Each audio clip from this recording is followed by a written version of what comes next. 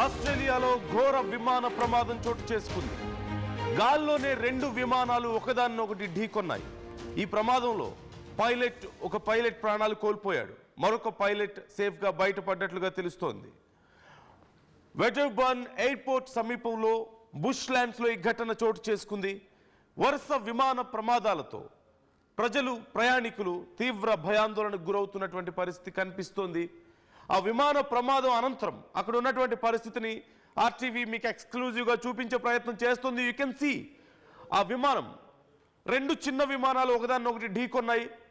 ఆ ప్రమాదంలో క్రింద కూలిపోయినటువంటి విమానం పూర్తిగా నుజ్జైపోవడాన్ని, ఆ భాగాలన్నీ కూడా ఎక్కడికక్కడ చూస్తున్నారు మీరు.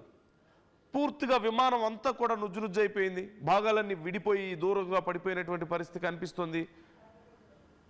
ఈ నేపథ్యంలో ఆ ఫ్లైట్లో ఉన్నటువంటి ఆ విమానంలో ఉన్నటువంటి పైలట్ ప్రాణాలు కోల్పోయినట్లుగా తెలుస్తుంది. అయితే మరొక విమానం మాత్రం కొద్దిపాటి డ్యామేజ్తో సేఫ్గా ల్యాండ్ అయినట్లుగా తెలుస్తుంది. అండ్ పైలట్ కూడా చాలా సేఫ్గా బయటపడ్డాడు.